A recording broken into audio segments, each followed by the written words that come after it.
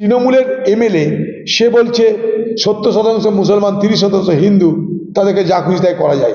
অথচ দিদি সেখানটা কিন্তু চুপ করে আছে। তার মানেটা কি? মুসলমান দেখো আমি তোমাদের কত রকমভাবে সাহায্য করছি, হিন্দুকে মারতে গেলেও আমরা তোমাদেরকে সমর্থন করব, এই কথাই তো স্পষ্ট হচ্ছে। দেখুন, অদিতদাকে হয়তো হাইকমান্ড বকে দিয়েছে, সে অদিতদা ভয় পেয়ে গেছে। এখন গান করবেন মিলে সুর মেরা তুমারা তো সুর বানে হামারা। এতদিন তো মমতা বন্দ্যোপাধ্যায় বিরোধিতা করে গেছেন, এখন সুর মিলিয়ে গান করুক, কোনো অসুবিধা নেই। এই যে বেজিনগরে যে দাঙ্গা, এই দাঙ্গা তো পরিকল্পিত দাঙ্গা। কারণ যদি পরিকল্পিত না হতো তাহলে মুখ্যমন্ত্রী যেদিন মুকেশ কুমারকে সরানো হলো সেদিন উত্তরবঙ্গের রায়গঞ্জ না কোথা থেকে তিনি কি করে বললেন যে আগামী দিনে দাঙ্গা হলে ঠেকাবার কেউ নেই।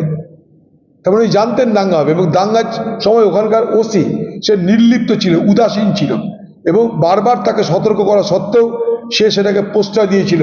ফলে দাঙ্গাটা পুলিশের প্রচ্ছন্ন মদতে হয়েছে, এবং সেই পুলিশ কার মদতে চলে সেটা আমরা সবাই জানি। কিছু কিছু এসপি পরিবর্তন হয়েছে, আপনারা জানেন গত কয়েকদিনে।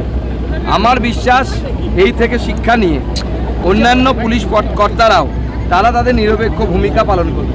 আমরা চাই না তারা বিজেপির হয়ে কাজ করুক, তারা নিরপেক্ষ থাকুক, মেরুদণ্ড সোজা রাখুক, বাকিটা বিজেপি বুঝে নেবে, বিজেপি দেখে নেবে। তৃণমূলের এমএলএ সে বলছে 70% মুসলমান 30% হিন্দু, তাদেরকে যা খুশি তাই করা যায়।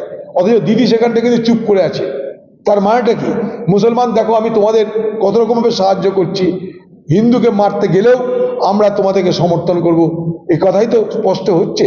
এবং রাবণের সরকার থাকলে তো সাধু সন্ন্যাসীর আক্রমণ হবে, অসুবিধা কি আছে?